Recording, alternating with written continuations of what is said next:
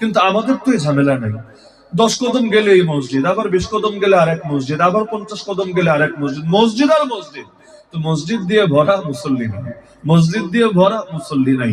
এই যদি হালত হয়, তাহলে এর চাইতে বড় আফসোসের বিষয় কি হয়?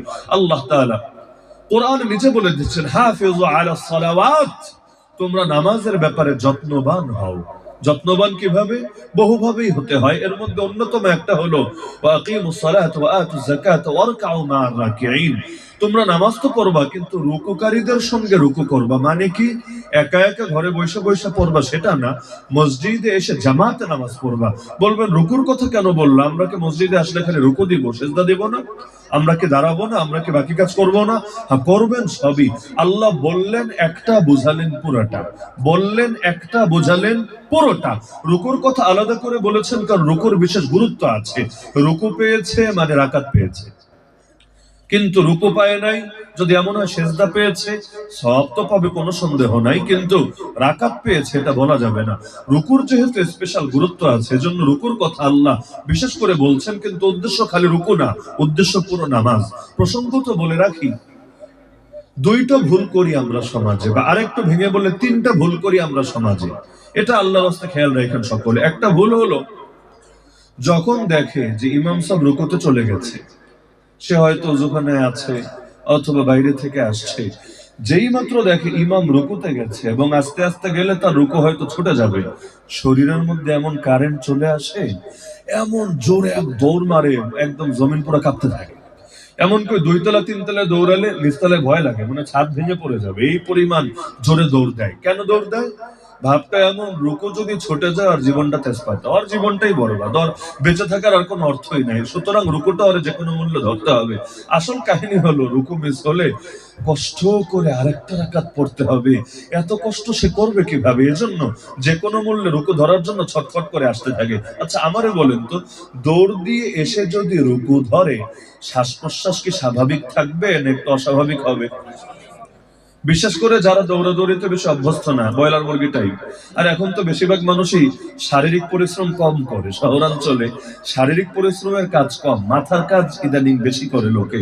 তো হঠাৎ যদি একটা দৌড় মারে, এখন যতটুকুই দৌড়াক, এরপর কি নামাজে এসে যখন সে দাঁড়াবে, কিছুক্ষণ এমন করবে না কি করবে না? আচ্ছা এই যে করলো, খুশু খুশু থাকবে কিভাবে নামাজে? রুকু তো ধরলো, রাকাত তো পেলো, কিন্তু খুশু খুশু তো বরবাদ করে ছাড়লো। অথচ নামাজের মধ্যে খুশু খুশু নিশ্চিত করা প্রধানতম কর্তব্য। যার কারণে পেটে ক্ষুধার প্রচন্ড চাপ নিয়ে নামাজে দাঁড়ানো ঠিক না। ওই যে আমরা তারাবির কি বলে, রমাদান ইফতারের সময় কি করি? আগে আমরা সময় লাগায় খাই, 10 মিনিট 15 মিনিট খাই, এরপর নামাজে দাঁড়াই। কেন?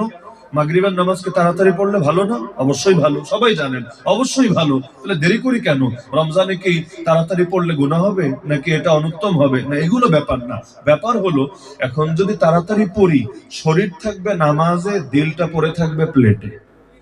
এমনি সারাদিনের পেটের ক্ষুধা, আর যদি রোজার দিন হয় লম্বা 15 ঘন্টা 16 ঘন্টা, কথাই নাই, তাহলে ইমামের কেরাতের দিকেও তার মনোযোগ যাবে না, খালি থাকবে দিলের ভেতর, আল্লাহর বান্দা তাড়াতাড়ি তাড়াতাড়ি তাড়াতাড়ি, ওদিকে আমার ক্ষুধায় অবস্থা খারাপ হয়ে যাচ্ছে। এই যেমন ছটফট করতে থাকবে, এভাবে নামাজ পড়লে ওর জন্য আরো ঝামেলা, এবং এটা আল্লাহর শানে একটু খারাপ হয়ে যাচ্ছে ব্যাপারটা। এজন্য আগে পেট ভরো, এতে যদি তোমার একটু 10-15 মিনিট লাগুক সমস্যা নাই, আগে পেট ভরে তারপর তুমি নামাজে দাঁড়ানোর চেষ্টা করো। একইভাবে কারো যদি বাথরুমে খুব চাপ থাকে, এক হলো সাধারণ চাপ। সাধারণ চাপ মানে কি? গেলে ভালো হয়, না গেলেও সমস্যা নেই, আধা ঘন্টা পর গেলেও চলবে। আর আরেকটা হলো এমন চাপ, নামাজে দাঁড়ালে জামাত তো পাচ্ছে ঠিক আছে, কিন্তু একদম পেটে চাপ দিয়ে রাখতে হবে, কখন জানি শেষ হবে, আর দৌড় দিবে বাথরুমে। এইরকম হালত নিয়ে নামাজে দাঁড়ালে মাকরুহ হবে। তুমি আগে সিরিয়াল দাও, যদি বাথরুম খালি না থেকে সিরিয়াল দিতে হয় দাও। সিরিয়াল দেওয়ার পর যদি 1-2 রাকাত পাও আলহামদুলিল্লাহ, না পাইলেও সমস্যা নাই, কিন্তু আগে তোমার লাইন ক্লিয়ার করে আসো। ওই চাপ নিয়ে নামাজে দাঁড়ায় না, না হলে ঝামেলা আছে। কারণ দিল থাকবে বাথরুমে আর শরীর থাকবে নামাজে। ইযা হাদারাল ইশা ওয়াল আশা ফাবদাউ বিল আশা। এশার নামাজের টাইম হয়েছে আর রাতের খাবার খায়নি, ক্ষুধা, মারাত্মক ক্ষুধা লেগেছে, তাহলে আগে রাতের খাবার দিয়ে শুরু করবে, এরপর পেটটা মোটামুটি একটু ভরার পর নামাজটা পড়বে। এখন যদি রাকাত কিছু পায় আলহামদুলিল্লাহ। যেমন একবার আব্দুল্লাহ বিন ওমর রাদিয়াল্লাহু আনহু, সাহাবী, উনি একদিকে মসজিদে ইকামত হচ্ছে, আর একদিকে আল্লাহর বান্দা প্লেট নিয়ে খেতে বসেছে। আর একজন গিয়ে অবাক, কি করেন কি করেন, আগে নামাজ পড়েন পরে খান। তিনি বললেন, নামাজ পড়লে এখন নামাজ তো হবে, কিন্তু দিল তো প্লেটে পড়ে থাকবে, কারণ ক্ষুধার চাপ তো বেশি, এজন্য আগে পেটটা ভরি, তারপর নামাজ আদায় করবো। তাহলে নামাজের জন্য খুশু খুজু নিশ্চিত করা অত্যন্ত জরুরি। এজন্যই নামাজের সামনে দিয়ে গেলে মারাত্মক পাপ হয় নাকি সওয়াব হয়? নামাজের সামনে দিয়ে গেলে, এমনকি যেই কাতারে আছে ওই কাতারে তো যাওয়া যাবেই না, তার সামনের কাতারেও না, তার সামনের কাতারেও না, যেটা চাইলে 3 কাতার পরে তারপর সামনে দিয়ে যাওয়া যায়। আর যদি সূত্রা থাকে ভিন্ন আলাপ, সূত্রা বুঝেন তো, সূত্রা থাকলে ভিন্ন আলাপ, তাহলে যাওয়া যায়, না হলে ওই 3 কাতার পর্যন্ত এই এরিয়ার ভেতর দিয়ে যাবে না, তার সামনে দিয়ে যাবে। কেন? নামাজের সামনে দিয়ে গেলে ঝামেলা কোথায়? ওই যে গেলে একটু যে মনোযোগ নষ্ট হচ্ছে, নজরটা একটু মানুষের দিকে যাচ্ছে, তার দিকে মনোযোগটা চলে যাচ্ছে, এতটুকুর কারণে এতে এত পাপ হয়। নবী বলেন, এই পাপ যদি লোকে জানতো, প্রয়োজনে 40 অপেক্ষা করতো, সেটা 40 দিন, সপ্তাহ, মাস, বছর, অনেক কিছুই হতে পারে। নবী বলেন প্রয়োজনে 40 অপেক্ষা করতো, তবুও এত বড় পাপে সে ভুলেও লিপ্ত হতো না। আমরা তো সামনে দিয়ে না গেলেও রিংটন বাজায় মানুষের নামাজ নষ্ট করি নিয়মিত। মসজিদে মুয়াজ্জিন সাহেব এলান দিয়ে দেয়, ভাই রিংটন অফ রাখি। কয়জনে অফ রাখে? এই যে একজনের রিংটন বাজে এত মানুষের নামাজে বরবাদ হয়, এই পাপের দায় নিতে পারবেন কিয়ামতের ময়দানে? নিজের তো খুশু খুশু নাই, মানুষের তো 12টা বাজায় দিচ্ছেন, সাবধান। এমনকি একটা ব্যাপারে আমি সতর্ক করি, আজকে প্রসঙ্গক্রমে নতুন মসজিদ তো, অনেক মসজিদ এবং নামাজ নিয়ে অনেক কথাই এক বলার মধ্যেই বলে দিই। আজকাল তো এমন এক হালত হয়েছে, বাচ্চারা দুষ্টুমি করলে মুরব্বীরা ঝাড়ি দেয়, স্বাভাবিক। কিন্তু মুরব্বীরাই যদি গল্প করতে থাকে, মসজিদের মধ্যে মাছের বাজার বসায়, আর ওই কোনায় যে সুন্নত পড়ছে, সুন্নতের 12টা বেজে যায়, কার কি বা বলার থাকে? এমন হয় না বাংলাদেশে? হয় না? তার সুন্নত পড়া শেষ, এখন কি করবে? কিরে তোর নাতির কি বিয়ে হয়েছে না বাকি আছে? কিরে তোর মাইয়া কি দেশে আছে না বিদেশ গেছে? হাবি যাবি আলাপ, মানে এটা মসজিদ রিলেটেড বিষয় না, এবং এটা এমন কোনো কথা না যা না বললে ওর বিরাট লস হবে এখন। কিন্তু সামনে বসে 5 জন 6 জন মিলে এভাবে জোরে জোরে গল্প করছে, ওদিকে এই কোনায় 2 জন সুন্নাত, ওই কোনায় 3 জন সুন্নাতে, বা বিরাট তাদের ঝামেলা হয়ে যাচ্ছে। এমনকি মাসালা তো এটা আমার এখনো মনে পড়ে, ছাত্র ছিলাম তখন, ছাত্র জামানে একদিন,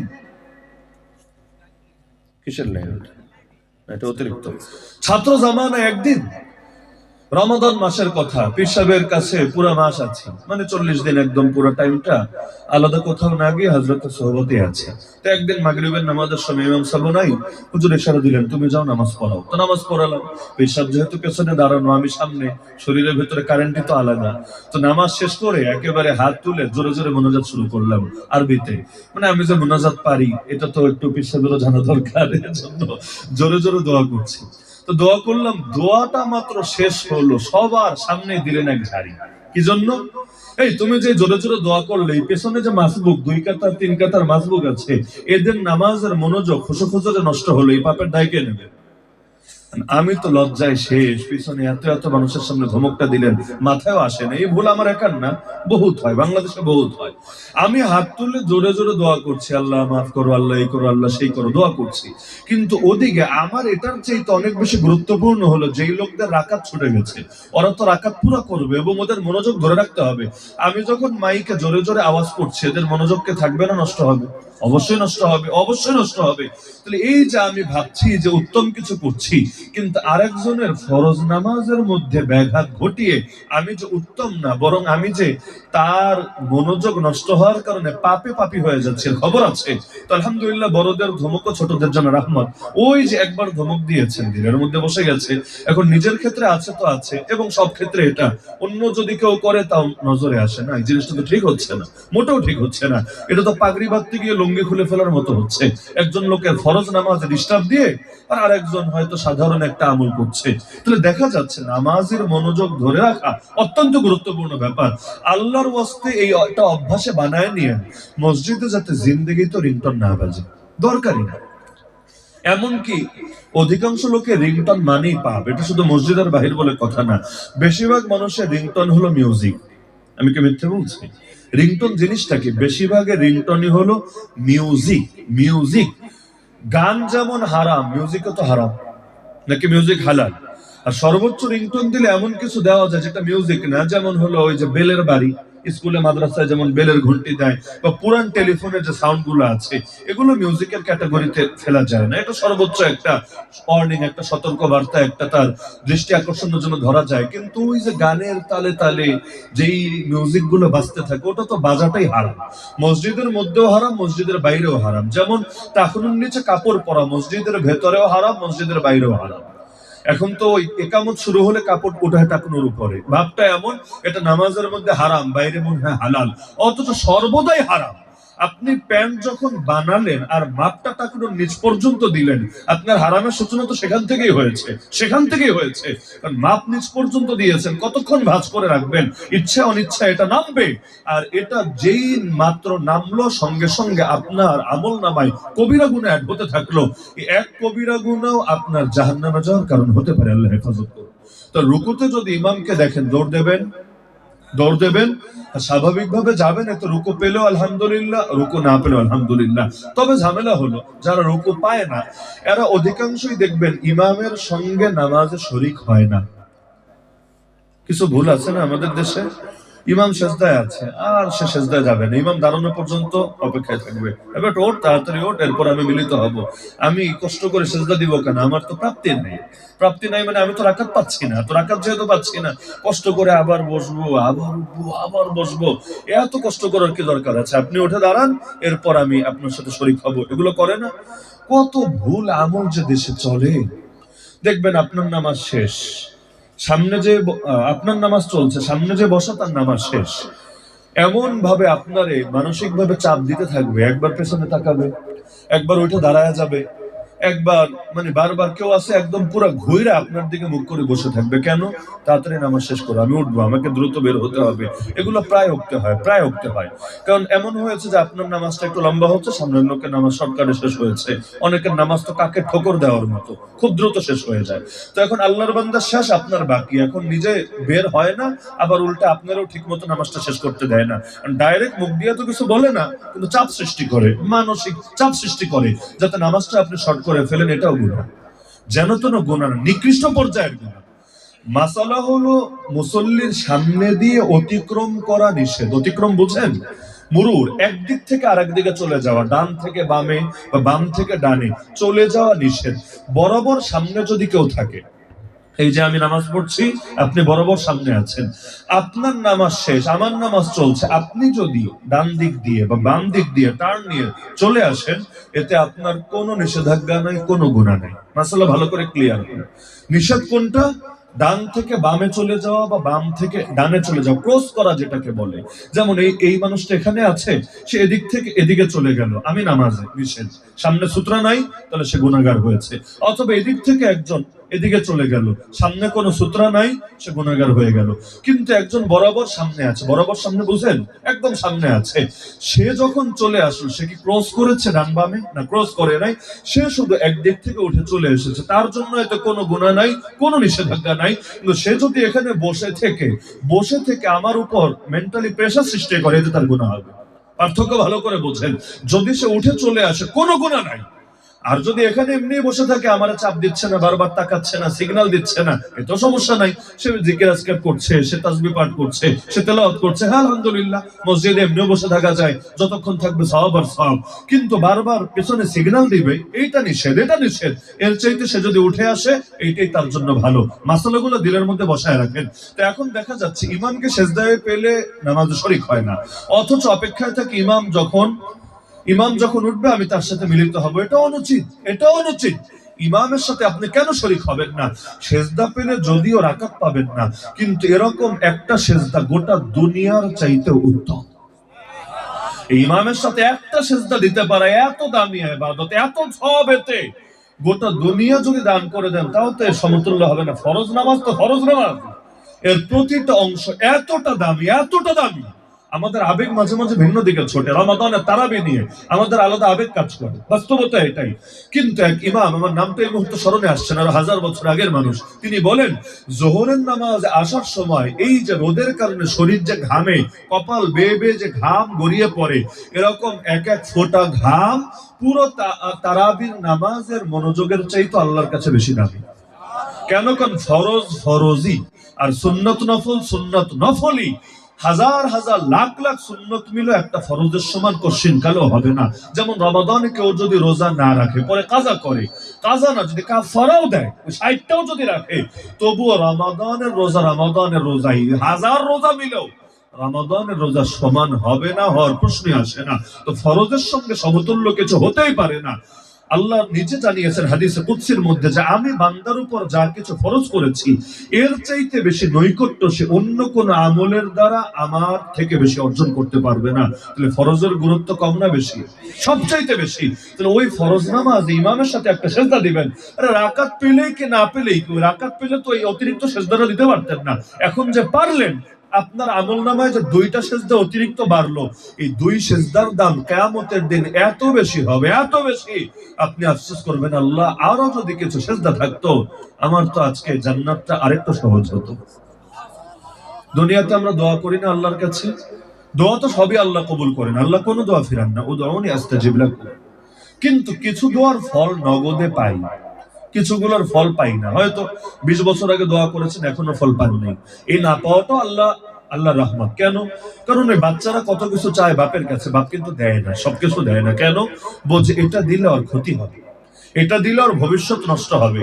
যদিও সে বলছে তো অবুঝে কত কিছু বলে, তো সব কথা শুনতে হয় না। বাচ্চার কথা শুই না যদি বাপ বাচ্চারা চালায়, ওই বাচ্চা আর যাই হোক মানুষের মতো মানুষ হতে পারবে না, একটা অমানুষ হবে, একটা অসভ্য হবে। আর যদি বাপের কথায় বাচ্চা চলে, ইনশাআল্লাহ সুম্মা ইনশাআল্লাহ, আর বাপ যদি তাকে সহিভাবে গাইড করে, সে অবশ্যই একটা না একটা ভালো পথ পাবে। তো বাবা তো সন্তানের কল্যাণ চায়, কিন্তু সন্তান অবুঝ হওয়ার কারণে সবসময় বুঝে উঠতে পারে না। মাঝে মাঝে ওই বাপের মহব্বত আর শাসনটাও তার কাছে আযাব আর গজব মনে হয়। গজব, যদিও শাসনটাও মহব্বত মিশ্রিত শাসনই, তো সন্তানের জন্য গজব মনে হয়। যেমন মুরগির কাছে গৃহস্থের লোক তারে যে সন্ধ্যাবেলায় বন্দি করে রাখে, এটা গজব মনে হয়, টর্চার মনে হয়, ওর স্বাধীনতায় হস্তক্ষেপ মনে হয়। বাংলাদেশের নারীরা যেমন অনেকে হস্তক্ষেপ মনে করে, কেন স্বামী বাবা ভাইয়েরা তাকে কেন এভাবে বাসায় থাকতে বাধ্য করে? আরে সন্ধ্যা হয়েছে তাতে কি, রাত 12টা পর্যন্ত বাইরে থাকলে সমস্যা কি? একটু তার মন মতো সে চলাফেরা করবে, স্বাধীনভাবে জীবন যাপন করবে। এই স্বাধীনতা এই পুরুষ জাতি হস্তক্ষেপ করছে। এজন্য এক মতবাদই গড়ে ফেলেছে হাজিলের দল, নাম দিয়েছে নারীবাদ, ইংলিশে বলে ফেমিনিজম।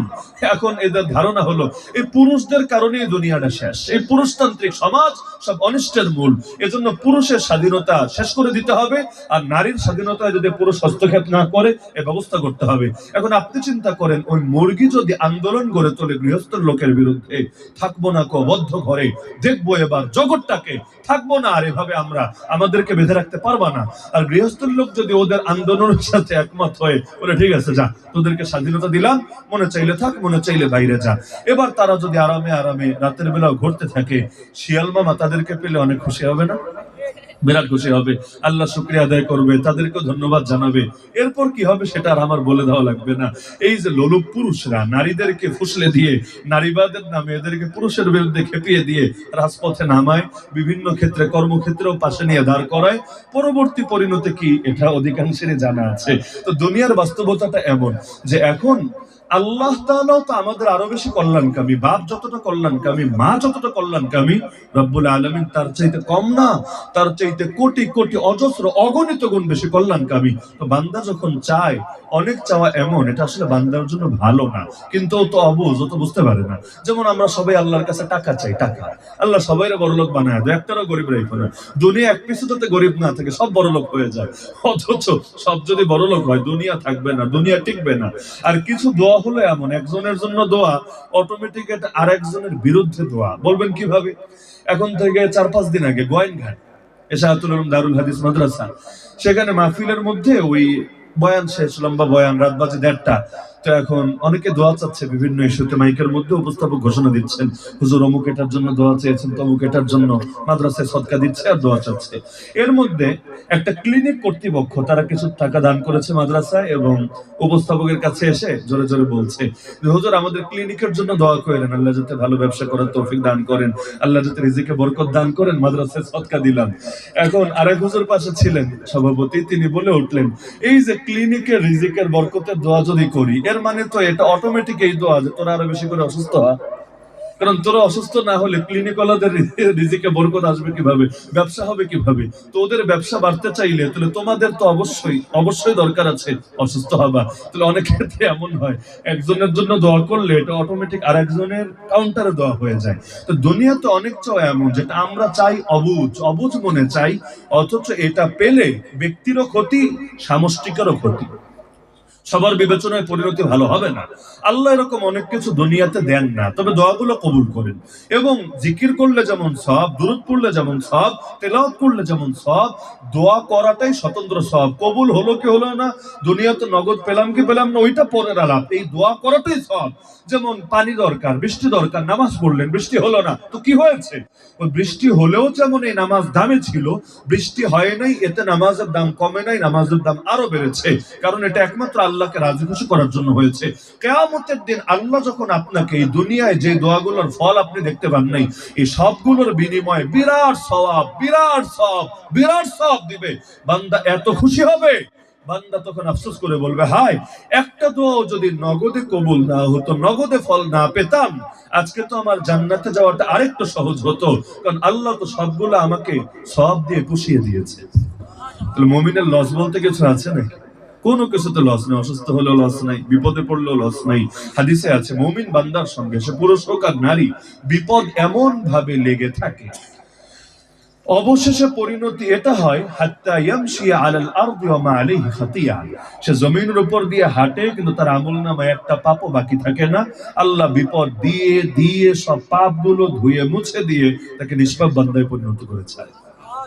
তো মুমিনের লস নেই। এমনকি একটা কথা আপনারা কষ্ট পেতে পারেন, কিন্তু আমি মনে করি, অনুভব করি, প্রত্যেকের জীবনে সামান্য কিছু বিপদ আপদ লেগে থাকা ভালো। এটা আমি মনে করি। আগেই বলেছি, কেউ কেউ কষ্ট পেতে পারেন যে হুজুর এটা কোন কথা বলে। হ্যাঁ, আমি মনে করি ভালো। কেন জানেন? আপনি একটু নিজের অভিজ্ঞতাটাই যাচাই করে দেখেন, যখন জীবনে কোনো অভাব থাকে, কোনো বিপদ থাকে, কোনো ঝামেলা চলতে থাকে, আমাদের আল্লাহর সঙ্গে যেভাবে কানেকশনটা থাকে, সম্পর্কটা থাকে, যখন কোনো অভাব নাই, কোনো বিপদ নাই, সম্পর্কটা কিন্তু ওই রকম থাকে না।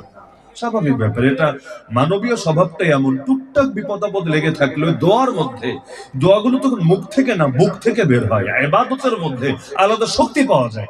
দেখবেন অসুস্থ হয়েছেন, ডাক্তারও কিচ্ছু করতে পারছে না, ওই সময় নামাজ রোজার মধ্যে আলাদা রওনক চলে আসে। আপনার ভিসা দরকার, বারবার রিজেক্ট হচ্ছে, অথচ আপনার জরুরি ভিত্তিতে বিদেশ যাওয়া দরকার। আপনি নিজে খেয়াল করে দেখেন, আপনার দোয়া, আপনার মোনাজাত, আপনার ইবাদত বন্দেগীতে আলাদা নূর চলে আসে। আপনি যে কোনো বিপদে ফেসে গেলে, আমরাই তো কারাগারের মধ্যে দেখেছি। আরে আমি এটা দায়িত্ববোধের সাথে বলতে পারবো, খানকায় অত ইবাদত হয় না যত ইবাদত আমাদের সময় কারাগারে হয়েছে। আমি আমার একার কথা বলছি না। 2021 গণগ্রেফতারির পর আমি যে আলেমদেরকে, যে তালেবুল ইলমদেরকে দেখেছি, আমি সবার ব্যাপারে সাক্ষ্য দিতে পারি। খানকা বুঝেন তো, পীরদের খানকায় এত ইবাদত হয় না যত ইবাদত কাশিমপুরে আর কেরানীগঞ্জ কারাগারে হতে দেখেছি। কেন? কারণ সবাই তো বিপদে, সবাই তো বিপদে। এমন মানুষ তো দেখিই নেই যার তাহাজ্জুদ পড়ার সুযোগ হয় নাই কারাগারের ভেতরে, অথচ এত ইবাদত, এত তেলাওয়াত, এত জিকির, এত মুরাকাবা, এত তাহাজ্জুদ আমার ধারণা বাইরে অধিকাংশের পক্ষে আসলে সম্ভব না, আসলে সম্ভব না। তাহলে দেখা যায় জীবনে কিছু বিপদ লেগে থাকা ভালো না খারাপ? মুমিনের জন্য বিপদগুলো আল্লাহর রহমত, বিপদগুলো আল্লাহর রহমত। বিপদকে অবজ্ঞা করবেন না, গালি দিবেন না। লা তাসুব্বুদ দাহরা ফাইন্নাল্লাহা হুয়াদ দাহরু। হাদিসে আছে, যুগকে গালি দিবা না, কালকে গালি দিবা না, আল্লাহই যুগ, আল্লাহই যুগ। মানে যুগের পরিচালক আর নিয়ন্ত্রক তো আল্লাহ। গালি দিলে আল্লাহর উপর গিয়ে পড়ে। অন্য বর্ণনায় আছে, বাতাসকে গালি দিবা না, ঝড় হচ্ছে, দেখা যাচ্ছে এটা ভেঙে যাচ্ছে, ওটা ভেঙে যাচ্ছে, গালি দিবা না, কারণ ঝড় নিজের থেকে চলে না, ঝড়কে পাঠান কে? আল্লাহ। তাহলে আমার জীবনে যত অপ্রাপ্তি আছে আর যত প্রাপ্তি আছে, একটা আমার নিজস্ব কিচ্ছু না, সব দিয়েছেন কে? আল্লাহ। আল্লাহ যেভাবে রেখেছে তাতে আলহামদুলিল্লাহ, আল্লাহ যেভাবে রেখেছে তাতে আলহামদুলিল্লাহ। যাকা তা'মাল ঈমান মান রাদিয়া বিল্লাহি রাব্বা। ঈমানের মিষ্টতা পেয়ে গেছে, ঈমানের মজা পেয়ে গেছে। নবীজি বলেন, ওই ব্যক্তি যে সন্তুষ্ট চিত্তে আল্লাহকে রব হিসেবে মেনে নিয়েছে।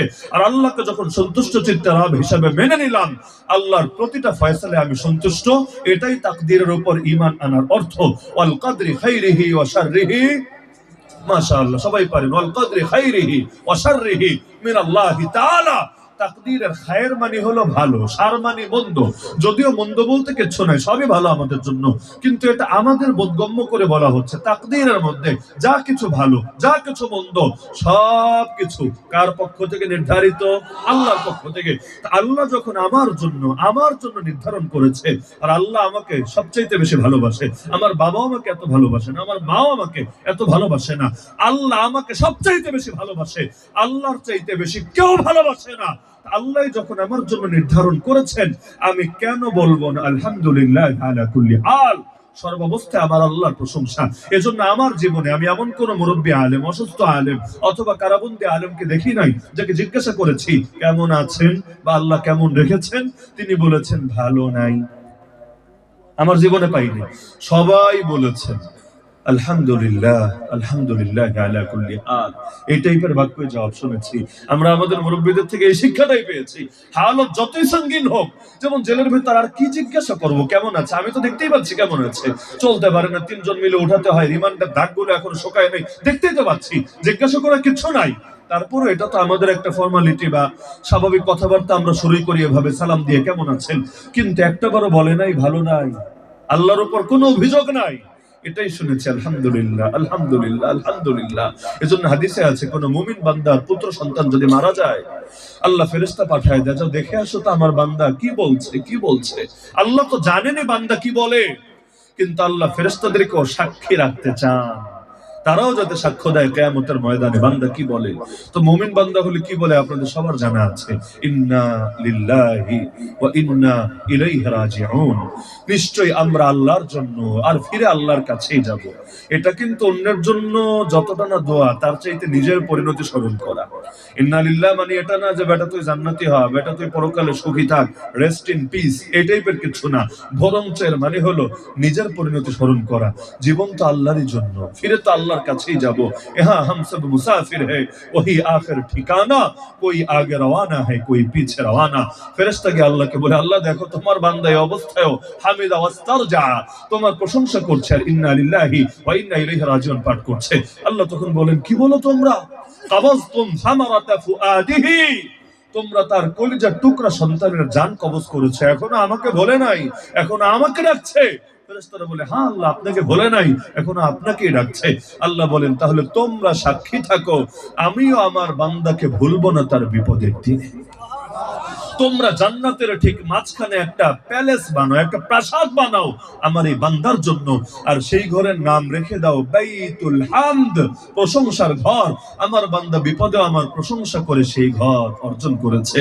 তো ঘর যদি নির্মিত হয় জান্নাতে, তার ঠিকানা কি হবে জাহান্নামে? না, একদিকে হারালো সন্তান আর একদিকে পেয়ে গেল জান্নাত। আর নিজে জান্নাতি হলে নসলের জন্য জান্নাতি হওয়া সহজ, আল্লাহ মিলায় দিবেন। আল্লাযীনা আমানু ওয়াত্তাবা'তুহুম যুররিয়্যাতুহুম বিঈমান আলহাকনা বিহিম যুররিয়্যাতাহুম। অপরদিকে যদি আল্লাহর ব্যাপারে উল্টাপাল্টা কথা বলে, বাঙালি যেমন বলে অনেকে, আল্লাহ কি আর কাউকে পেল না, আমার কোলে খালি করতে হলো, আল্লাহ কি আর কাউরে পাইলো না, আমারই বিপদে ফেলতে হইলো, এই টাইপের কথা যদি বলে, সন্তানকে ফিরে আসে? যে গিয়েছে সে আর ফিরে আসে না। একদিকে হারালো সন্তান আর একদিকে হারায় ঈমান। নবী বলেন, ও আমার উম্মতি না, লাইসা মিন্না মান দারাবাল হুদুদ শাক্কাল জুয়ুব দাআ বিদাওয়াল জাহিলিয়া, যে শোক প্রকাশ করতে গিয়ে গাল চাপড়ায় কাপড় চোপড় ছিঁড়ে ফেলে এবং মুখ দিয়ে জাহিলিয়াতের কথাবার্তা বলে, ও আমার উম্মতি না। তাহলে একদিকে হারালো সন্তান আর একদিকে হারালো ঈমান, অপরদিকে নেককাররা একদিকে হারালো সন্তান, বিনিময়ে পেয়ে গেল জান্নাত। এখানেই পার্থক্য। এজন্য ইমামকে সেজদায় পান, বৈঠকে পান, যেখানেই পান দেরি করবেন না, আল্লাহু আকবার বলে শরীক হয়ে যান নামাজে। আর ইমামকে রুকুতে পেলে একটা ভুল সকলে করেন, সেজদা বা অন্যগুলোতেও করেন, সেই ভুলটা হলো ইমামকে যেভাবে পাচ্ছেন আপনি তো সেভাবেই করবেন, তাই না? ইমামকে পেলেন রুকুতে, অধিকাংশ লোক কি করে, এটা অনেক আমাদের মতো মানুষও করে বসে, আল্লাহু আকবার হাত বাঁধে, আল্লাহু আকবার বলে হাত বাঁধে, কেউ কেউ সানাও পড়তে শুরু করে, পড়তে ওদিকে ইমামের শেষ করে ইমাম দাঁড়ায় যায়, পরে এই বেটায় কাকের মতো একটা ঠোকর মাইরা ভাবে রুকু আদায় হয়ে গিয়েছে। এই যে আপনি হাত বাঁধলেন, এটা কার অনুসরণ? জামাতে নামাজ মানে ইক্তাদাইতু বিহাযাল ইমাম, ইমামের ইক্তেদা করছেন, অনুসরণ করছেন। এটা কিসের অনুসরণ? ইমামের কি হাত বাঁধা আছে? ইমাম যখন রুকুতে হাত বাইদে রুকু দিতে পারে, হাত বেঁধে রুকু দেন না, ঠাস করে পড়বেন নিচে জমিনে, হাত বেঁধে তো রুকু দিচ্ছে না, তাহলে আপনি হাত বাঁধলেন কার অনুসরণে? মানে এটা কি হলো, কিসের ইক্তেদা, এটা কোন ফতোয়ার কিতাবে এটা আছে? এমনকি আমি যে এটা বলছি না, অনেকের কাছে খটকা লাগবে, কি বলে ওই ভুলটা খেতে খেতে এখন ভালোটাই ভেজাল লাগে, ভুলটা খেতে খেতে ভালোটাই এখন ভেজাল লাগে। আপনি কোন একটা রেফারেন্স আমাকে দেখাতে পারবেন না যে ইমামকে রুকুতে পেলে আল্লাহু আকবার বলে হাত বাঁধতে হয়? হাত বাঁধার তো এখানে কোনো যুক্তিই নাই। আপনি দুইবার আল্লাহু আকবার বলবেন, এটা ঠিক। একবার বলবেন তাকবীরে তাহরিমা হিসাবে, তাকবীর উলা হিসাবে আল্লাহু আকবার, নামাজ শুরু হলো। দ্বিতীয়বার তাকবীর দিবেন, এটা রুকুর তাকবীর, কারণ রুকুতে তো ডাইরেক্ট যাবেন না, তাকবীর দিয়ে যাবেন। তো তাকবীর দিবেন কয়টা? দুইটা। আল্লাহু আকবার দিলেন, নামাজ শুরু হলো। আরেক আল্লাহু আকবার বললেন, রুকুতে যান। এখন একটা বলে চলে গেলে ঝামেলা, এটা কি তাকবীর উলা ধরবো না রুকুর তাকবীর ধরবো? তাহলে আপনার তো দরকার দুইটা, তো তাকবীর দুইটা, কিন্তু মাঝখানে হাত বাঁধেন কেন? ওই ঈদের নামাজও দেখেন না, রুকুতে যাওয়ার আগে আমরা যখন তিনবার তাকবীর দেই ঈদের নামাজে দ্বিতীয় রাকাতে, দেওয়ার পরে আমরা কি এরপর হাত বেঁধে ফেলি? প্রথম রাকাতে কিন্তু আমরা বেঁধে ফেলি, সুবহানাকাল্লাহুম্মা ওয়া বিহামদিকা ওয়া তাবারাকা ইসমুকা ওয়া তাআলা জাদ্দুকা ওয়া লা ইলাহা গায়রুক, আল্লাহু আকবার, আল্লাহু আকবার, আল্লাহু আকবার। তৃতীয়বার বেঁধে ফেলি না। কেন বাঁধি? কারণ এখন কেরাত পড়া হবে, আলহামদুলিল্লাহি রাব্বিল আলামিন, এখান থেকে শুরু করে সূরা ফাতিহা পড়বে, কেরাত পড়বে। তো দ্বিতীয় রাকাতে কিন্তু এটা করি না। এই দ্বিতীয় রাকাতে আল্লাহু আকবার বলে তো রুকু যাই না, তার আগে আমরা তিনটা তাকবীর দিই, আল্লাহু আকবার, আল্লাহু আকবার, আল্লাহু আকবার। হাত কিন্তু বাঁধি নাই, 3 নম্বর বার ছেড়ে দিলাম। চতুর্থবার যখন বলা হয় আল্লাহু আকবার, আর কিন্তু হাত উঠাই না। কেন?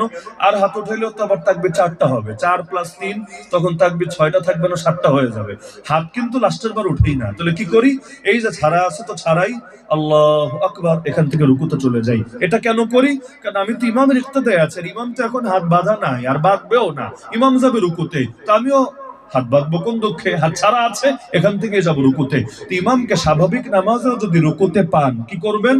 আল্লাহু আকবার, আল্লাহু আকবার, চলে যান রুকুতে। মাঝখানে হাত বাঁধার কোনো দলিল নাই, কিন্তু পুরো বাংলাদেশে অধিকাংশ লোক এভাবেই করে। আল কাউসারের প্রচলিত ভুল বিভাগে এটা নিয়ে লেখালেখি হয়েছে। ওই উপায় নেই, প্রচলিত তো প্রচলিত, এত প্রচলিত হওয়া হয়েছে। যেমন আমি যদি বলি দেশপ্রেম ইমানের অঙ্গ, এটা জাল হাদিস, অনেকে গিলতে পারবে না, হুজুর এটা জাল হাদিস, এটারে তো লেখে আল হাদিস, লেখে আল কিন্তু বাস্তবে জাল, এজন্য বইয়ের নাম লেখে না। দেশপ্রেম ইমানের অঙ্গ বুখারী না মুসলিম, আবু দাউদ না তিরমিজি না সাঈ না ইবনে মাজাহ, মুওয়াত্তা মালিক না মুওয়াত্তা মুহাম্মদ, মুসনাদে আহমদ না মুসন্নাফে ইবনে আবি শাইবা, মুসন্নাফে আব্দুর রাজ্জাক না মুসনাদে আবু দাউদ তায়ালিসি। মানে কোন কিতাব? নাম বল বেটা। এটা কি ওই তোর কাছে আসমান থেকে নাজিল হয়েছে নাকি ডাউনলোড করে এনেছিস আসমান থেকে? যদি না হয় তাহলে রেফারেন্স দে, পাবলিকও চেক দিয়ে দেখুক এটা কোন কিতাবে আছে। না, এটা দিলে তো মানুষ বুঝে ফেলবে। এজন্য কত কত তোমরা জ্ঞান শেখার জন্য চীনে চলে যাও, স্কুল কলেজের দেয়ালে লিখে রাখে, তোমরা জ্ঞান শেখার জন্য প্রয়োজনে চীন দেশে চলে যাও, জন্ম থেকে মৃত্যু পর্যন্ত জ্ঞান শিক্ষা করো, প্রয়োজনে চীন দেশে চলে যাও। এই চীন দেশে গেলে কি হবে? নবীর জামানায় কি ছিল চীন দেশে? আর নবীকে ছেড়ে সাহাবীরা চীন দেশে যাবে কোন দুঃখে? আপনি তো হাদিস তো আর এই যুগ দিয়ে বুঝলে হবে না, ওই যুগ দিয়ে বুঝতে হবে। নবী তো আপনারে বলে নাই, বললে বলেছে সাহাবীদেরকে। তো সাহাবীদেরকে যদি বলে উতুলুবুল ইলম ওয়ালাউ বিসসিন, তোমরা ইলম শেখো প্রয়োজনে চীন দেশে গিয়ে, নবীর যুগে চীন দেশে কি ছিল আমাকে বলেন না। আজকে নয়তো জ্ঞান বিজ্ঞানে তারা অনেকে গিয়ে, অর্থনৈতিক ভাবে এগিয়ে, ঠিক আছে, এগুলো তো আজকের কথা, গত কয়েক বছর আগের কথা। ওই যুগে নবীর যুগে কি ছিল চীনে আমারে বলেন না। আর চীনে গিয়ে কি শিখবেন? তাও নবীকে ছেড়ে, মক্কা ছেড়ে মদিনায় ছেড়ে চীনে গিয়ে ফ্যাং চুং চুং চুং এগুলো শিখে আসবে? মানে এটা শেখার জন্য নবী বলছে তারা চীন দেশে যেতে। মাথায় যদি কমন সেন্স থাকে তাও তেমন জাল হাদিস বানাতে পারে না। জাল হাদিস বানাতেও তো একটু বুদ্ধি লাগে। বেটা অন্তত এইটা বললেও তো চলতো যে তোমরা জ্ঞান শিখতে প্রয়োজনে বাংলাদেশে চলে যা। জাল হাদিস বলবি তো আরেক দেশের নাম কি লেগা, নিজের দেশের নামটাই বল। বা জ্ঞান শিখতে প্রয়োজনে সিলেটে চলে আসো, প্রয়োজনে মেজর টিলায় চলে আসো, এরকম একটা বললেও বুঝতাম না। নিজের দেশের প্রতি টানে জাল হাদিস বানিয়ে ফেলেছে। কিন্তু ইন্ডিয়ার নাম বাদ দিয়া চীনের নাম ঢুকাই দিলা, এটা কি ঠিক হলো? বিজেপি আরএসএস রাগ করবে না তোমার এই আচরণে? তো জাল হাদিস বানাতে গিয়ে এক বেগুন নিয়ে, 1 ডজনের বেশি জাল হাদিস আছে এক বেগুন নিয়ে। বেগুন কেন? বেগুন তো অনেকে খেতে চায় না, চুলকানি হয়, সমস্যা হয়। আমি নিজেও বেগুনটা এড়িয়ে চলার চেষ্টা করি। এখন যাতে লোকে বেগুন খেতে উৎসাহী হয়, বেগুন ব্যবসায়ীরা করেছে না কারা করেছে আল্লাহ ভালো জানে, এটা নিয়ে অনেক জাল হাদিস বানিয়েছে। বাঙালির ভাষা বাংলা, যদি আমাদের ভাষা আরবি হতো দেখতেন পাঙ্গাস নিয়ে কি পরিমাণ জাল হাদিস মার্কেটে পাওয়া যায়। পাঙ্গাস শরীফকে নিয়ে কেন? কারণ এই দেশের ওই যে রিফাত পর্যন্ত দেখেন না জাতীয় মাছ পাঙ্গাস বলে। পাঙ্গাস কেন? কারণ গরিব মানুষের জন্য এখন ওই পাঙ্গাসটাই তার ইলিশে পরিণত হয়েছে, দাম কম আছে। আর মাদ্রাসার জাতীয় মাছটা আসলেই পাঙ্গাস। বিশ্বাস হয় না মাদ্রাসাগুলোতে, মানে যেখানে লিল্লা বোর্ডিং চলে, ছাত্রদের থেকে পয়সা নেওয়া হয় না, এখানে এত দামি মাছ দেওয়া তো আসলে ইচ্ছা থাকলে উপায় হবে না, তো পাঙ্গাস দেওয়া হয়। এখন যদি আমাদের ভাষা আরবি হতো, দেখতেন কতজনে পাঙ্গাস নিয়ে ইচ্ছা মতো জাল হাদিস বানায় ছাড়তো। এই হলো এই জাতির আচরণ, আল্লাহ হেফাজত করুক। এই পরিমাণ জাল হাদিস এই জাতি জানে, অত সহি হাদিসও জানে না। এই পরিমাণ জাল হাদিস জানে, অত সহি হাদিসও জানে না, আল্লাহ হেফাজত করুন। তো বলছিলাম নামাজের ব্যাপারে যত্নবান হওয়া লাগবে নাকি লাগবে না? শেষ করে ওমর রাদিয়াল্লাহু আনহু একটা ঘটনা শুনি। আল্লাহ রাসূল সাল্লাল্লাহু আলাইহি ওয়াসাল্লামের সাহাবী আমিরুল মুমিনিন খলিফাতুল মুসলিমিন ওমর ইবনুল খাত্তাব রাদিয়াল্লাহু আনহু একদিন নামাজের ইমামতি করছেন। বলবেন দেশের রাষ্ট্রপ্রধান তিনি, রাষ্ট্রপ্রধান নামাজ ইমামতি করে? হ্যাঁ, আমরাও বাংলাদেশেও এমন রাষ্ট্রপ্রধানের স্বপ্ন দেখি যে রাষ্ট্রপ্রধান একদিকে হবেন রাষ্ট্রের ইমাম, আর একদিকে হবেন বাইতুল মুকাররমের ইমাম। ওই রকম ইমামের পেছনে নামাজ পড়তে আলাদা তৃপ্তি লাগবে, দিলটা জুড়িয়ে যাবে। যাকে মানবো সব জায়গার ইমাম, তাকে মানবো ইসলামের মূল স্তম্ভ নামাজের ইমাম। কেমন ইমাম পেতে মনে চায় না? এমনকি ইসলামে যে নারী নেতৃত্ব হারাম, কষ্ট পায় না, এটা তো ইসলামের মাসালা, এখন আপনার গায়ে পড়লো কিছু করার নাই। ইসলামে যে নারী নেতৃত্ব হারাম, এর অনেকগুলো রহস্যের একটা রহস্য কিন্তু এটাও, কারণ তাকে অনেকগুলো এমন কাজ আঞ্জাম দিতে হবে যেটা নারীর পক্ষে সম্ভব না, নারীর পক্ষে সম্ভব না। এর অন্যতম হলো এই নামাজের ইমামতি করা। কারণ রাষ্ট্রপ্রধান 5 ওয়াক্তের যদি ইমামতি করতে নাও পারে ব্যস্ততার কারণে, অন্তত জুমার ঈদে, জুমা এবং ঈদে কেন্দ্রীয় মসজিদে তিনি খতিব হবেন, আর বাকি যত মসজিদের যত খতিব আছে সবাই তার অধীনস্থ হবেন। মানে মসজিদের ইমাম খতিবরা কমিটির অধীনে না, এলাকার পাতি নেতার হন্যচমরাদের অধীনে না, মসজিদের ইমাম খতিবরা হবে ডাইরেক্ট রাষ্ট্রপ্রধানের অধীনে, ডাইরেক্ট রাষ্ট্রপ্রধানের অধীনে। বলবেন পার্থক্য কি? বহুত পার্থক্য আছে। যেমন ধরেন ইন্ডিয়া র, সে ডাইরেক্ট তথ্য পৌঁছাবে প্রধানমন্ত্রীকে, তার কানেকশন ডাইরেক্ট প্রধানমন্ত্রীর সাথে, মাঝখানে লিঙ্ক আর ভায়া নাই। কেন? ওই ভায়া হলে জিনিসটা দুর্বল হয়ে যায়। এই ইমাম আর খতিবরা যদি ডাইরেক্ট রাষ্ট্রপ্রধানের অধীনে হয়, তাহলে ইমামদের সম্মান কমবে না বাড়বে? এলাকায় এলাকায় কোন নেতা টেতা এগুলো তাদের সাথে গিয়ে বেয়াদবি করার দুঃসাহস দেখাবে? কল্পনাই করা যায় না। কারণ চিন্তা করবে, এরা তো ডাইরেক্ট রাষ্ট্রপ্রধানের লোক, ডাইরেক্ট রাষ্ট্রপ্রধানের লোক, এদের সামনে যদি উল্টা পাল্টা কিছু করে আমাদের খবর আছে। আজকে ইমামদেরকে, নামে তো ইমাম, ইমাম মানে নেতা, নামে তো ইমাম, তাদেরকে কর্মী বানিয়ে ফেলা হয়েছে, কর্মচারী বানিয়ে ফেলা হয়েছে, যার কারণে তাদের ইজ্জত নিয়ে এক শ্রেণীর লোক ছিনিমিনি খেলতে শুরু করেছে। এমন মসজিদেও যায়, জিজ্ঞাসা করি ইমাম সাহেব আপনার কয় বছর এখানে? বলে হুজুর 3-4 বছর হয়েছে, কোথাও 5-6 বছর হয়েছে। তো রুমের মধ্যে দেখা যায় একটা ব্যাগ, ওই ব্যাগের ভেতরে কাপড় চোপড় সব, শুধু গোসলের জন্য যেটা বের করেছিল ওটা বাইরে নাড়া আছে, বাকি সব ব্যাগের ভেতরে। জিজ্ঞাসা করে সামানাপত্র কই, আর কিছু নাই? বলে নাই, এই ব্যাগের ভেতরে সব সংসার। কেন এত বছর ধরে আছেন খালি এক ব্যাগ নিয়ে, কাহিনী কি? বলে কি করব বলেন, যদিও 4-5 বছর হয়েছে, কিন্তু প্রতিদিন তো এভাবে কাটে। জোহরের সময় অবস্থা এমন, আসরে থাকতে পারবো কিনা জানি না, আসরে অবস্থা এমন, মাগরিবে থাকতে পারবো কিনা জানি না। যে কোনো সময় কার দিলে কষ্ট লাগবে আর বলবে হুজুর এই মুহূর্তে ভাগেন। নদীর পাড়ের বাড়ির যেমন স্থিরতা নাই, এই আছে তো এই নাই, যে কোনো সময় নদী ভাঙন হয়ে ভেঙে যেতে পারে। গাভিন গাই বাচ্চা দেওয়ার সময় হয়েছে, ওর যেমন স্থিরতা নাই, এই আছে, আবার এই ডেলিভারি শুরু হয়েছে, কখন যে হবে ওইটা বোঝা অনেক সময় ডিফিকাল্ট ব্যাপার হয়ে যায়। একইভাবে ইমাম সাহেবদের হালত হলো এটা, এই আছে তো এই নাই, কচু পাতার পানির মতো, যার কারণে বেচারা স্থির হতে পারে না। এই যে তাদেরকে কর্মচারী বানিয়ে ফেলা হয়েছে, সভাপতি সেক্রেটারি তাদেরকে নিজেদের গোলাম মনে করতে শুরু করেছে এবং তাদেরকে নিজেদের মন মতো পরিচালনা করতে বাধ্য করছে। 5 বছর অমুকের জন্য দোয়া করতে হবে, তো 5 বছর তমুকের জন্য দোয়া করতে হবে। যখন যেই দলের লোক কমিটিতে ঢুকেছে, ব্যাস এখন ওই দলের নেতাকে জান্নাতের টিকিট ধরায় দিতে হবে। যারা দুনিয়াতে নাই ওদেরকে জান্নাতে ঢোকায়া তালা মাইরা চাবিটাও নিয়ে আসতে হবে। এবং এই ক্ষেত্রে যার পারঙ্গমতা যত বেশি, তার চাকরির স্থায়িত্ব তত বেশি। মানে যে যত বেশি তেল দিতে পারবে এবং তেল দিতে দিতে বাংলাদেশে তেলের দামে বাড়ায় ফেলবে, তার চাকরি তত বেশি স্থায়ী হবে, তত বেশি তাকে কমিটির লোকেরা ভালো লোক বলবে। এটা কি আমাদের পুরো জাতির জন্য একটা বেইজ্জতির ব্যাপার না? কারণ ইমামদেরকে যদি ধর্মীয় স্বাধীনতা না দেন, তাহলে এই দেশকে স্বাধীন দেশ বলার অর্থ হয় না। ইমামকে যদি ধর্মীয় স্বাধীনতা না দেন, তাহলে এই জাতিকে স্বাধীন জাতি, এই জমিনকে স্বাধীন জমিন বলতেও দ্বিধা হওয়ার কথা। কারণ সম্মানের জাতিকে যারা সম্মান দিতে জানে না, ওদের মুখে বড় বড় নীতি কথা শোভা পায় না। আজকের বাংলাদেশে যেমন শিক্ষকদেরকে পিটানো হয়েছে, হয় নাই? ইবতেদায়ী শিক্ষকদেরকে পিটানো হয় নাই? দীর্ঘকাল ধরে যারা বৈষম্যের শিকার, প্রাইমারি টিচাররা কি মূল্যায়ন পায় আর ইবতেদায়ী শিক্ষকরা কি মূল্যায়ন পায়? আপনি শুধু বেতনের স্কেলটাই দেখেন, ওদের কত আর এদের কত। কেন? ওরা শিক্ষিত, এরা শিক্ষিত না। ওরা মানুষ, এরা মানুষ না। ঠিক আছে, আমি প্রাইমারি শিক্ষকদেরকে অবমূল্যায়ন করছি না, তাদেরকে আরো বাড়ায় দাও, কিন্তু তাই বলি এদের সাথে অসভ্যের মতো বৈষম্যমূলক আচরণ করবে, এটা তো মেনে নেওয়া যায় না। হ্যাঁ, তারা তাদের দাবি নিয়ে রাস্তায় নেমেছে, আন্দোলনে নেমেছে, এবং আন্দোলন করতে গেলে টুকটাক বিশৃঙ্খলা হতে পারে, এটা অস্বাভাবিক কোনো ব্যাপার না। তারা হয়তো যমুনা ভবনে ঢুকতে চেয়েছে, এমন কিছু করেছে যেটা হয়তো আপনাদের দৃষ্টিতে এটা শোভনীয় ছিল না। ঠিক আছে, আইন শৃঙ্খলা বাহিনীর কাজ কি? আইনের পরিস্থিতি ঠিক রাখা, এটাই তো। তাহলে আপনি ভিন্ন কোনো ভাবে তাদেরকে দমন করেন, কিন্তু শিক্ষকরা পিতার মতো, শিক্ষকরা পিতার মতো। আর একটা শিক্ষিত জাতি গড়ার কারিগরি তো এই শিক্ষকরা। তাহলে ওই শিক্ষকদের গায়ে যারা লাঠি চার্জ করে আইনের পোশাক লাগিয়ে, আমি তো মনে করি ওরা এই জাতিটার সামনে সবচেয়ে বড় অবমূল্যায়ন করেছে। কারণ জ্ঞানের অপমান হলে জ্ঞানী জাতি গড়ে উঠবে কিভাবে? আর প্রাইমারি টিচাররা মানে হলো যারা মানুষের ফাউন্ডেশন গড়ে দেয়, ফাউন্ডেশন। আর এদেরকে তো স্যালুট দেওয়া উচিত, স্যালুট দেওয়া উচিত। তা না জানিয়ে যদি তাদেরকে পিটানো হয়, আমি নিজেও একজন শিক্ষক হিসাবে লজ্জিত। যদি আমি প্রাইমারি শিক্ষক না, কিন্তু সকল শিক্ষককে আমি মনে করি এক দেহের মতো। সে যেই সার্কেলের হোক, সে আলিয়া মাদ্রাসা তো কি হয়েছে, কিন্তু তাকে মারা মানে আমি মনে করি সব শিক্ষককে মারা। এবং এই সরকার, এই প্রশাসন যদি এটার জন্য ক্ষমা না চায়, আমি মনে করি আগামীর বাংলাদেশে তাদের জন্য একটা কলঙ্ক হয়ে থাকবে। শিক্ষকের গায়ে মানুষ কিভাবে হাত তুলে, সন্তান কিভাবে বাপরে ধরে পিটাতে পারে, ওদেরকেও কোনো না কোনো শিক্ষক ভিত্তি গড়ে দিয়েছে বলেই আজকে তুই চাকরিতে আসতে পেরেছিস। আরে লজ্জা লাগে? খালি ইউনিফর্ম পাল্টালেই মানুষ হওয়া যায় না, ইউনিফর্ম পাল্টালেই মানুষ হওয়া যায় না।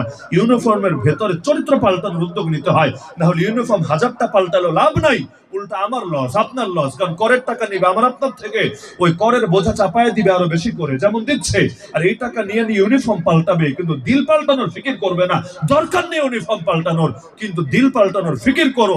অবশ্যই বাংলাদেশ আলোকিত বাংলাদেশ হবেই হবে ইনশাআল্লাহ। কষ্ট পাচ্ছেন নাকি আবার? তাহলে বলছিলাম যে ওমর রাদিয়াল্লাহু আনহু নামাজ ইমামতি করছিলেন, আল্লাহু আকবার বলে নামাজ শুরু করলেন, মাত্র সানা পড়লেন। সানা বুঝেন তো? সুবহানাকাল্লাহুম্মা।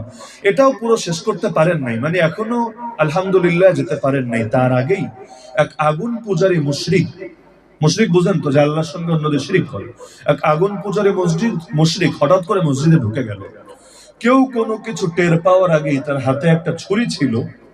এই ছুরি দিয়ে ওমর রাদিয়াল্লাহু আনহু গায়ে একের পর এক আঘাত করতে লাগলো। এই আশঙ্কা কোন কোন সাহাবী আগেই ব্যক্ত করেছিলেন। এবং এই যেই লোকটা আঘাত করেছে সে ওমরের কাছে কিছু ফালতু দাবি জানিয়েছিল, এমন কিছু দাবি যেটা তাকে দেওয়াটা হবে অন্য জনগণের সাথে তামাশা করার নামান্তর। কেউ যদি অন্যায় কোনো চাহিদা জানায়, আমার এই দেন, আমার সেই দাবি, দুর্নীতি, সেক্ষেত্রে রাষ্ট্র যদি তাকে সহযোগিতা করে, তো পুরো জনগণের সঙ্গে প্রতারণা হয়।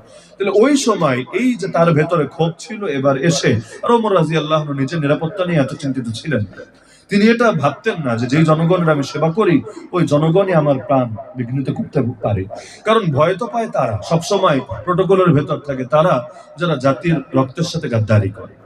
ওরা ভয়ে রাস্তায় চলতেও পারে, রাস্তায় চলতেও তাদের বহু কিছু লাগে, বহু কিছু। কারণ তারা জাতির সাথে এই পরিমাণ ধোঁকাবাজি, গাদ্দারি, প্রতারণা করেছে, ওরা ভয় পায় জাতিকে। অথচ মা বাবা কখনো সন্তানকে ভয় পায় না, পাওয়ার কথা না। ওমর রাদিয়াল্লাহু আনহুকে এসে আঘাত করলো। সর্বশেষ আঘাতটা এতটা গুরুতর ছিল, পুরো ছুরিটা তার তলপেটে নাভির নিচে ঢুকে গেল। ওমর রাদিয়াল্লাহু আনহু ছটফট করতে শুরু করলেন। ওই অবস্থায় তাকে আঘাত করে জালেম পালাতে চেয়েছিল। সামনের দিকে যে সাহাবীরা ছিলেন, সুবহানাল্লাহ, নামাজও এত বেশি মানুষ ছিল জামাতে, পেছনের লোকরা জানেই না সামনে কি হচ্ছে, জানেই না। তারা শুধু এতটুকু বুঝতে পারছে যে মসজিদে কিছু একটা ঝামেলা হচ্ছে, কিন্তু এদিকে যে খুনাখুনি হচ্ছে বলতেই পারেন। এই পরিমাণ মুসল্লি আছে মসজিদে, এটা আমাদের দেশের মসজিদ দিয়ে বোঝাটা একটু কঠিন ব্যাপার। তো ওমর রাদিয়াল্লাহু তাআলা আনহুকে আঘাত করে পালাতে চাইলো। সামনের দিকে যে সাহাবীরা ছিল ওরা ধরতে চাইলো। একে একে 13 জন সাহাবীর গায়ে ছুরি বসিয়ে দিল, 13 জন, যাদের ভেতরে 7 জন পরে শহীদ হয়ে গিয়েছিল। আরেক সাহাবী, তিনি পেছন থেকে, গায়ে চাদর ছিল, চাদরটা খুলে ওর মাথায় ছুঁড়ে মারলেন। যখন চেহারা ঢেকে গেল, এখন তার সামনে দেখতে পায় না, তিনি পেছন থেকে এসে জায়গায় তারা হত্যা করে ফেললেন। কারণ ওকে হত্যা না করলে আরো কয়েকজনকে যে সে ছুরিকাঘাত করবে, আরো কতজন আহত নিহত হবে আল্লাহ ভালো জানে, রিস্কে না গিয়ে ওকে ওই জায়গায় শেষ করে দিলেন। এদিকে ওমর রাদিয়াল্লাহু আনহু দাঁড়িয়ে থাকতে পারছিলেন না, তিনি ইশারা করলেন, তার বরাবর পেছনে যে সাহাবী নামাজ পড়ছিল তাকে ইশারা দিলেন, তুমি সামনে আসো, নামাজের হাল ধরো, বাকি নামাজ চালায় নাও। কারণ ইমামের যদি কোনো কারণে নামাজ ছুটে যায়, সব মুসল্লির নামাজ ভাঙতে হয় না, বরঞ্চ পেছনে যিনি আছেন তিনি বাকিটা চালায় নিতে পারেন, যদি পেছনে যোগ্য লোক থাকেন আর কি। আর যদি এমন হয় পেছনে পদাধিকার বলে কোন বকলম সভাপতি, বকলম সেক্রেটারি দাঁড়িয়ে আছে, যারা সূরা ফাতিহা পড়তে গেলে দাঁত 32টা না হলো 16টা অন্তত ভাঙবে, ওই রকম লোকেরা যদি ইমাম কোনো কারণে উযু ছুটে যায় আর ইশারা দেয় সামনে আসেন, শেষ। ওর তো নিচের প্যান্ট ভিজবে ভিজবে, নিজের নামাজও শেষ করবে, জাতির নামাজের 12টা বাজে ছাড়বে। এজন্য ইমামের পেছনে যোগ্য লোক থাকতে হয়, কারণ নামাজে ঝামেলা হতেই পারে। আগে দেখতাম, ইদানিং দেখি না, আগে যে মসজিদগুলো হতো, ওই ইমাম সাহেব তিনি আসা যাওয়া করার জন্য ওই মেহরাবের ভেতরেই নামাজের মুসল্লা যেখানে থাকে, জায়নামাজ থাকে, এর আশেপাশেই একটা দরজা দেওয়া থাকতো, এই দরজা দিয়ে ঢোকা যেত, দরজা দিয়ে বের হওয়া যেত। তিনি এসে এখানে নামাজ শুরু করতেন, আবার নামাজ শেষে বের হলো এখান দিয়ে বের হতেন। এতে সুবিধা ছিল, কোনো কারণে যদি ইমামের হঠাৎ উযুও ছুটে যায়, যেতে পারে, মানুষ তো, ফেরেশতা তো না, আবার ভেতরে প্যাকেট করা অথবা ভেতরে প্লাস্টিক লাগানো এমন তো না, ঝামেলা হতে পারে, অসুস্থতা থাকতে পারে যে কারো, কোনো কারণে উযু যদি ছুটে যায়, এখন যদি 1000 মুসল্লি থাকে, বের হবে কিভাবে? না আপনি বলেন, আমাদের যে সিস্টেম বাংলাদেশে, কিভাবে বের হবে? ইমামের তো চুপচাপ দাঁড়ায় থাকা লাগবে, একটা লজ্জাস্কর ব্যাপার, তার জন্য লজ্জা, এবং বাকি যারা সামনে দেখছে তাদের জন্য একটা বিব্রতকর পরিস্থিতি, বের হওয়ার কোনো সিস্টেমই নেই আমাদের সামনে। তো যাই হোক, ওমর রাদিয়াল্লাহু আনহু ইশারা দিলেন, পেছনের লোক এসে নামাজ পড়িয়ে ফেললো। এর মধ্যে তিনি অজ্ঞান হয়ে, বেহুশ হয়ে সেখানে লুটিয়ে পড়লেন। নামাজ শেষে তাকে ধরাধরি করে রুমের ভেতর নিয়ে গেল। দীর্ঘ সময় পরে তার জ্ঞান ফিরল, যদিও আঘাতে পরে তিনি শহীদ হয়ে গিয়েছিলেন, কয়েকদিন পর তিনি শহীদ হয়েছিলেন, আঘাতের পর তিনি সুস্থই হতে পারেন নাই। ওই অবস্থায় আল্লাহর বান্দার তখনও শরীর থেকে দরদর করে রক্ত গড়িয়ে পড়ছে, এবং তিনি জ্ঞানটা মাত্র ফিরেছে, চোখ খুলেছেন, প্রথম প্রশ্নই তিনি করলেন, আসাল্লান নাস, আমাকে জলদি বলো, লোকেরা কি নামাজ পড়েছে? বাদশার শান খেয়াল করেন, প্রেসিডেন্টের শান খেয়াল করেন, নিজের জান যায় যায় তখনও মানুষের দিনদারি নিয়ে কি পরিমাণ চিন্তা, দিনদারি নিয়ে কি পরিমাণ চিন্তা। জলদি বলো, লোকেরা কি নামাজ পড়েছে? সবাই জবাব দিল, না মিয়া আমিরুল মুমিনিন, আমিরুল মুমিনিন, লোকেরা নামাজ পড়ে নিয়েছে। তিনি বললেন, আমাকেও জলদি উযু করাও, নামাজ তো শুরু করেছিলাম, শেষ তো করতে পারি না, আমাকেও জলদি উযু করো। ওই অবস্থায়, ওই গুরুতর অবস্থা, আমরা তো সুস্থ অবস্থায় নামাজ পড়তে চাই না, অথচ নবীদের শান কি, সাহাবীদের শান কি। নবী ইউনূস আলাইহিস নবীনা আলাইহিস সালাম মাছের পেটে গিয়েও নামাজ ছাড়েননি, মাছের পেটেও নামাজ পড়েছেন, এবং ওই নামাজের বরকতে আর দোয়ার বরকতে আল্লাহ তাকে মুক্তি দিয়েছেন। ফালাউলা আন্নাহু কানা মিনাল মুসাব্বিহিন লা লাবিসা ফি বাতনিহি ইলা ইয়াউমি ইউবাসুন। আল্লাহ বলেন, তিনি যদি মাছের পেটে তাসবিহ আদায়কারীদের অন্তর্ভুক্ত না হতেন, কিয়ামত পর্যন্ত মাছের পেটেই থাকতেন, বের হতে পারতেন না। আমার নবী বলেন, আমি যখন মেরাজে গিয়েছি, আমি বাইতুল মাকদিসের নিকটে আমার ভাই মুসাকে দেখেছি, তার কবরে দাঁড়িয়ে দাঁড়িয়ে নামাজ পড়ছে। তাহলে দেখা যাচ্ছে কিভাবে পড়ছে, কবরে কিভাবে দাঁড়ায়, ওইটা আমাদের চিন্তা করার দরকারই নাই, হাদিস যেহেতু সহিহ, গায়েবের উপর আমরা ঈমান রাখি, ব্যাস। তাহলে নবী মুসা আলাইহিস সালাম তিনি ওখানেও নামাজ পড়ছেন। এমন কি মুমিন বান্দাদের ব্যাপারে হাদিসে আছে, যখন কবরে মুনকার নাকির প্রশ্ন করতে আসবে, আমার কাছে, আপনার কাছে, সবার কাছে, তখন মুমিনদের হালতটা এমন হবে, ইউখাইয়ালু লাহু শামস, তার কল্পনায় কেমন যেন মনে হবে, ওয়াকাদ উদনিয়াতিল গুরুব, যে সে সূর্য দেখতে পাচ্ছে আর সূর্যই ডুবে যায় যায় অবস্থা, মানে বিকাল হয়ে গেছে, একটু পর সন্ধ্যা হবে, সূর্য ডুবে যায় যায় অবস্থা। কবরের ভেতর থেকে তো সূর্য দেখা যায় না, কল্পনায় তার সামনে এমন একটা চিত্র তুলে ধরা হবে।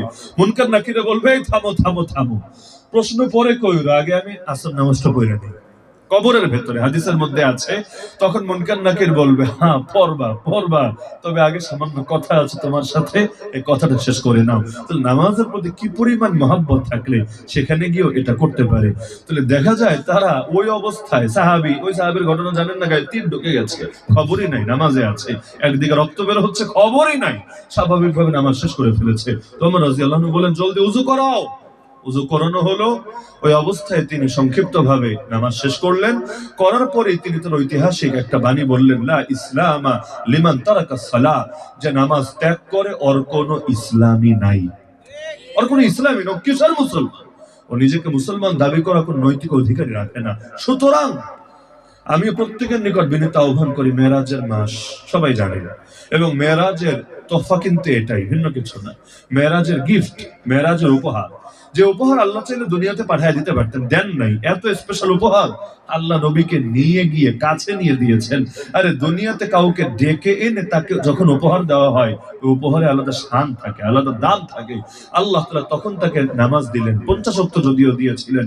নবী মুসা আলাইহিস সালামকে থ্যাংক ইউ, কৃতজ্ঞতা, ধন্যবাদ, জাযাকাল্লাহু খায়রান, আল্লাহ আপনার ভালাই করুন। আমাদের মনের দুঃখটা বুঝেছে। মানে ওই যে নবীরা যেমন আল্লাহ তাআলা সব নবীকে দিয়ে ছাগল চড়িয়েছেন না, কেন? নবীদের সময়ের তো অনেক দাম, তারপরে এটা কেন হলো? কেন? কারণ ভবিষ্যতে ছাগল চড়াইতে হবে, মানুষ রূপী ছাগল, এজন্য ট্রেনিং আগ থেকে দিয়ে দিয়েছে। তো নবী মুসা আলাইহিস সালাম বনি ইসরাইলরা চড়াইছেন তো, আর বনি ইসরাইলের সাথে আমাদের খাসলতের খুব মিল আছে, এজন্য আমাদের দিলের দরদটা তিনি বুঝেছেন। যদি 50 ওয়াক্ত থাকতো আমরা শেষ, 5 ওয়াক্তেই মুসল্লি পাই না, আর 50 ওয়াক্ত হলে কি হতো? তার রিকোয়েস্টে আল্লাহ রাসূল বারবার গেলেন রব্বুল আলামিনের কাছে, গিয়ে কমাতে কমাতে 45-এ আসলেন। নবী মুসা কিন্তু আরেকটু বলেছিলেন, আবার জানাবা পারবেন না, আপনার এই যে উম্মত ফজরের সময় তো পিড়াইলো ঘুম থেকে উঠবে না।